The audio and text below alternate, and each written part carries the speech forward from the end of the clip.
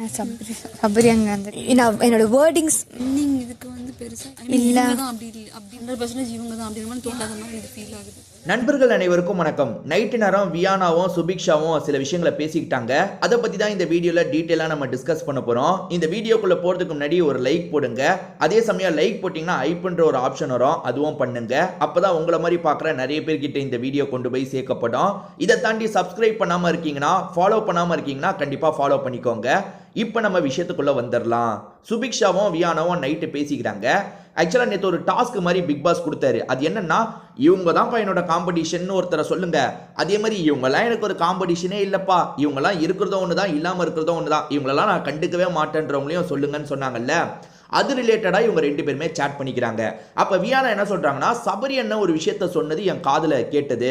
சபரி என்ன என்ன சொல்கிறாருன்னா, லைட்டாக சொல்லியிருப்பார் போல, அந்த டாஸ்க் நடந்துட்டு இருக்கும் போது சபரி அவருக்குள்ளேயே லைட்டாக சொல்லியிருப்பார் போல.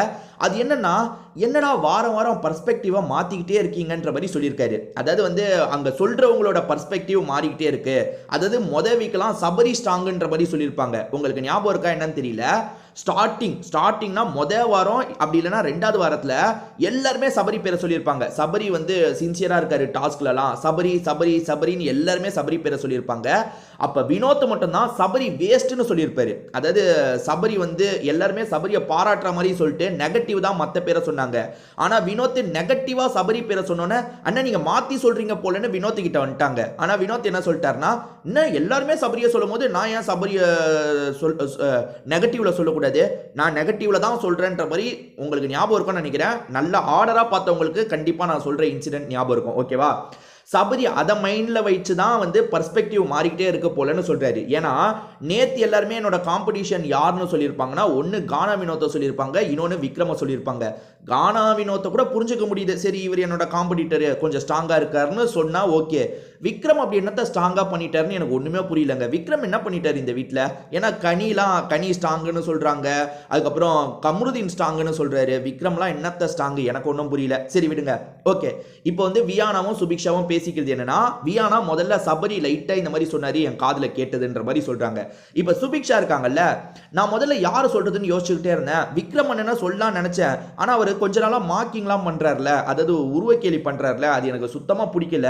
அதாவது ஒரு மாதிரி மேனரிசம் பண்றதுலாம் எனக்கு பிடிக்கலன்ற மாதிரி சொல்றாங்க.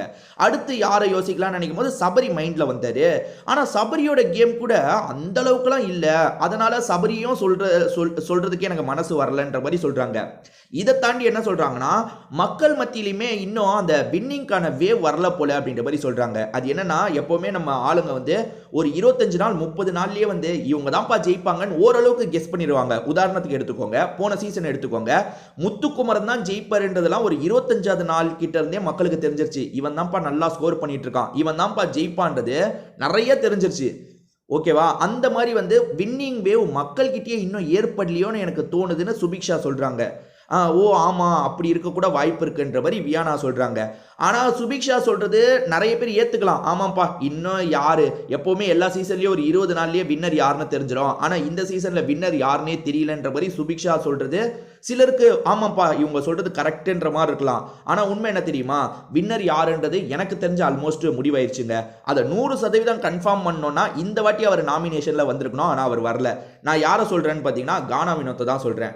கானா வினோத்தை பொறுத்த வரைக்கும் எல்லா போலிங்லேயும் ரொம்ப அதிக ஓட்டு வருது. நீங்கள் உதாரணத்துக்கு நிறைய நம்ம யூடியூப்ல போஸ்ட் போடுவாங்க, ட்விட்டர்ல போஸ்ட் போடுவாங்கல்ல, அதுல வந்து பெஸ்ட் யாரு, டைட்டில் வின்னர் யாருன்னு நீங்க 5-6 பேரை கொடுத்தாலும் அதுல கானா வினோத்துக்கு தான் ஓட்டு அதிகமா வருது. 2வது அதிகமா வருது சாண்ட்ரா, திவ்யா கணேஷ்க்கு. ஆனா திவ்யா கணேஷ் சாண்ட்ராவோட கேம் நாளுக்கு நாள் வீக் ஆகுது. ஸோ அந்த ஓட்டெல்லாம் உடஞ்சிரும். ஆனா இப்போதைக்கு நீங்க எங்க போலிங் பண்ணாலும் சரி, கானா வினோத்தோட பேர் தான் முதல்ல வருது. அதே மாதிரி வந்து ஓட்டிங்ல கானா வினோத் டச் பண்ண முடியாத இடத்துல இருந்தாரு. நான் எதுக்காக சொல்றேன்னா, இந்த வாட்டி நாமினேஷனுக்கு வந்தாருன்னா 100% நம்ம கன்ஃபார்ம் பண்ணிருக்கலாம். இந்த வாட்டி நாமினேஷன்ல 3 பேரை தவிர எல்லாருமே வந்திருக்காங்க. யார் யார் வரல? கானா வினோத் நாமினேஷனுக்கு வரல, அதுக்கப்புறம் எஃப்ஜே நாமினேஷனுக்கு வரல, கமருதீன் நாமினேஷனுக்கு வரல. இந்த வாட்டி மட்டும் கானா வினோத்தும் நாமினேஷனுக்கு வந்திருந்தாருன்னா மற்றவங்க கூட கம்பேர் பண்ணும்போது இவர் எவ்வளோ ஓட்டு வித்தியாசத்தில் இருக்காருன்றதை பார்த்துடலாம். கண்டிப்பாக இவர் தான் அதிக ஓட்டில் ஃபர்ஸ்ட் இருப்பார். அது எவ்வளோ வித்தியாசன்றதை நம்ம பார்க்கணும். அதாவது இவங்களை விட இவர் ரொம்ப வித்தியாசத்தில் இருந்தாருன்னா அவர் தான் டைட்டில் வின்னர்னு உறுதியாக சொல்லிடலாம். எனக்கு என்னமோ இப்போதைக்கு டைட்டில் வின்னர் ஃபிக்ஸ் ஆன மாதிரி தான் தெரியுது. அடுத்த ஒரு 3 வாரம் கானா வினோத் பெருசாக சொதப்பாமல் இருந்தாருன்னு வச்சுக்கோங்களேன், கண்டிப்பாக அவர் தான் டைட்டில் வின்னருக்கான வாய்ப்பு இருக்குங்க. ஏன் சொல்கிறேன்னா மற்றவங்க கூட கம்பேர் பண்ணும்போது அவரோட ஓட்டு சதவீதம் கொஞ்சம் அதிகமாகவே இருக்கு. இந்த வாரம் மட்டும் நாமினேஷன்ல வந்திருந்தாருன்னா ஈஸியா கெஸ் பண்ணிடலாம். ஏன்னா மத்தவங்களை காட்டிலும் டச் பண்ண முடியாத அளவுக்கு இப்போ மத்தவங்கலாம் 20% இருக்கும்போது இவர் 35% இருக்காருன்னா இவர் தான் வின்னர்னு சொல்லிடலாம். ஸோ அது நடக்காம போயிடுச்சு. நீங்க என்ன நினைக்கிறீங்க? கானா வினோத் டைட்டில் அடிப்பாரா? உங்களோட கருத்து என்னன்றதை சொல்லுங்க, நானுமே பார்த்து தெரிஞ்சுக்கிறேங்க.